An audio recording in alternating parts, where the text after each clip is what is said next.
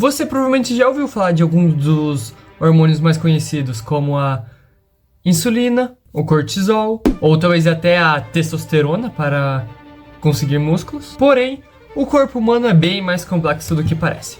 E bem mais surpreendente também. Lembrando que essa é a parte 2 do vídeo Hormônios Explicados, em que no primeiro vídeo eu expliquei alguns dos hormônios mais conhecidos, e esse vídeo é a segunda parte do anterior. Então, olá! Meu nome é Vitor Hugo e neste vídeo vou te explicar hormônios do corpo. Mesmo que esses hormônios não sejam tão conhecidos ou até um pouco estranhos, eles são também essenciais para a sua saúde.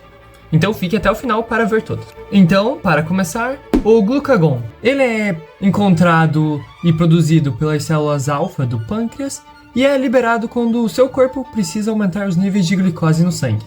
Geralmente quando os níveis de açúcar estão um pouco mais baixos. Mas qual que é a sua função?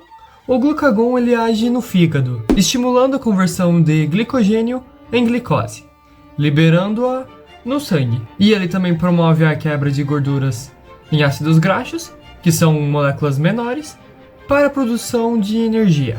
E algumas doenças associadas são a hipoglicemia, se o glucagon não for liberado corretamente.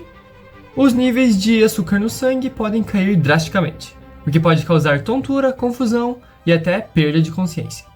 E um outro exemplo é a diabetes tipo 1 e tipo 2, em que pessoas com esses problemas, a regulação do glucagon pode ser deficiente, o que pode agravar o nível de açúcar no seu sangue, influenciando o controle glicêmico. Inclusive, algumas das suas características é que o glucagon ele pode ser comparado como se fosse o oposto da insulina, sendo responsável por aumentar os níveis de açúcar no sangue, enquanto a insulina reduz. E por curiosidade, o glucagon ele é frequentemente utilizado em injeções para tratar emergências de hipoglicemia severa em pessoas que têm diabetes. A aldosterona é produzida pelas glândulas suprarrenais e é um hormônio essencial para o controle do equilíbrio de sódio e de potássio no seu corpo, em que a sua função é basicamente regular a pressão sanguínea e ajudar no equilíbrio de líquidos,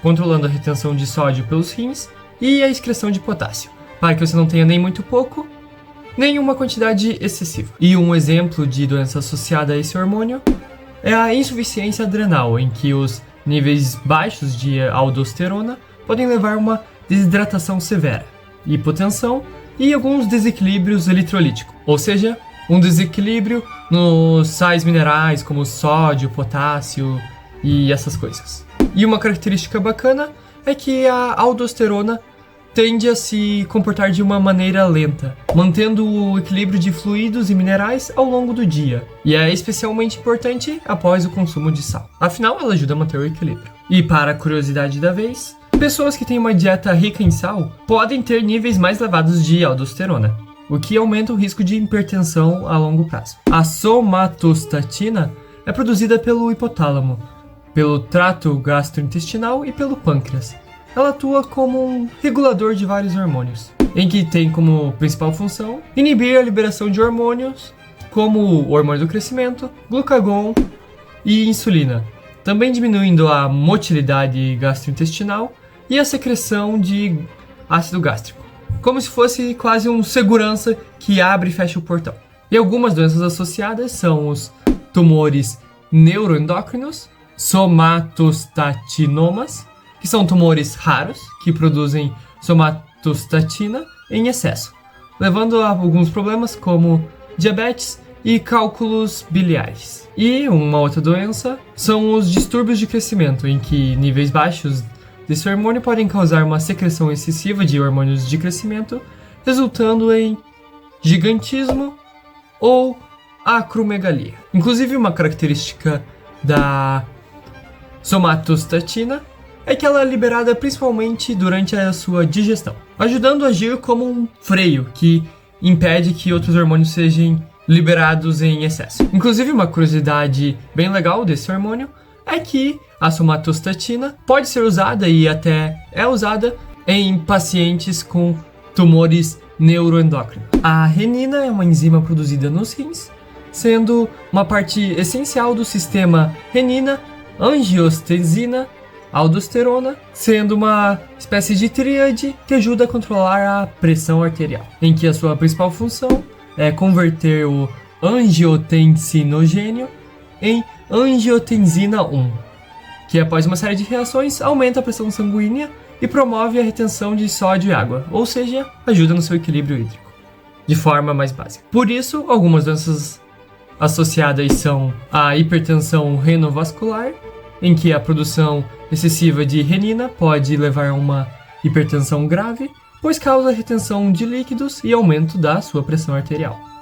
E também um outro exemplo é a insuficiência renal, em que os níveis baixos de renina podem prejudicar a capacidade dos rins de regular a pressão sanguínea, causando hipotensão. E algumas das características desse hormônio é que a renina é liberada quando há uma queda na pressão arterial ou no volume de sangue, sendo essencial para a resposta do corpo a situações de desidratação, ou seja, beba água. Por curiosidade, a renina foi descoberta em 1898 e revolucionou o entendimento sobre o controle da pressão arterial no corpo humano, ajudando em tratamentos até o contexto atual. A timosina é produzida pelo timosina, pegou? Que é uma pequena glândula localizada no seu peito. E é fundamental para o desenvolvimento do sistema imunológico, em que a sua função mais especificamente é ajudar na maturação dos linfócitos T, que são algumas das células essenciais para a defesa do nosso corpo contra infecções e doenças autoimunes, sendo muito importantes. E algumas das doenças associadas é a deficiência imunológica, em que a produção inadequada da timosina pode levar a uma deficiência na função dos linfócitos T, o que deixa o corpo bem mais vulnerável a infecções graves. E uma outra doença associada, que talvez você já tenha escutado em algum outro vídeo, é a miastenia gravis, que é uma condição autoimune que afeta a comunicação entre os seus nervos e os seus músculos, que muitas vezes é associada a normalidades no seu timo. A timosina também normalmente é mais ativa na sua infância, que é quando o sistema imunológico ainda está crescendo, ele ainda está em desenvolvimento. E com a idade, o seu timo atrofia e a produção de timosina diminui, geralmente. Por curiosidade, o timo e, consequentemente, a sua produção de timosina tende a diminuir em tamanho e atividade ao longo da sua vida, o que contribui para a redução da resposta imune em idosos, fazendo com que muitas vezes eles fiquem mais propícios a ter doenças e infecções. A colecistocinina, ou CCK, é produzida pelo intestino delgado em resposta à presença de gorduras e proteínas nos alimentos. Ou seja, quando você come uma carne bem gordurosa e suculenta, a chance desse hormônio aparecer é alta. E a função desse hormônio é estimular a contração da vesícula biliar para liberar o bile e promover a liberação de enzimas pancreáticas, o que facilita a digestão de gorduras e proteínas.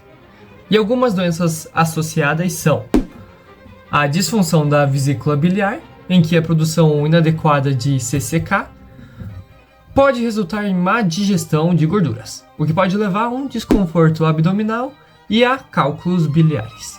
E uma outra doença, também possivelmente associada a esse hormônio, é a síndrome da bexiga acalase, que é uma condição rara em que a vesícula biliar não se controla corretamente em resposta a esse hormônio. E algumas das características é que a CCK também atua no seu cérebro, gerando a sensação de saciedade após a refeição, assim ajudando a controlar o seu apetite.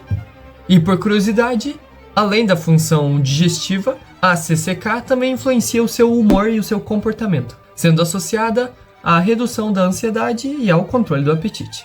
Porque afinal, com a fome e com ansiedade, seu corpo pode sofrer várias diferenças e mudanças, né? Lembrando que o seu corpo também tem cerca de 50 hormônios, então não seria possível falar deles em um único vídeo, ou se fosse para eu falar, o vídeo ia ficar extremamente longo. E é importante falar também que, caso você viu algum sinal estranho ou você não tem certeza de algo, ou está sofrendo de alguma coisa, por favor, consulte um médico ou um profissional qualificado. E não podemos esquecer também que cada hormônio ele tem, sim, o seu papel específico e suas funções, mas, no geral, os hormônios atuam em conjunto.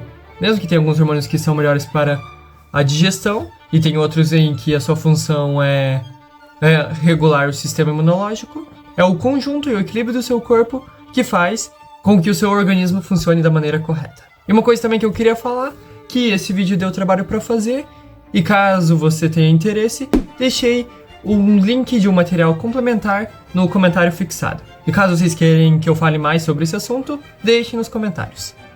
E para você que chegou até aqui, eu tenho uma meta de até o final do ano conseguir 100 mil inscritos. Então, por favor, me ajude a chegar lá. Valeu!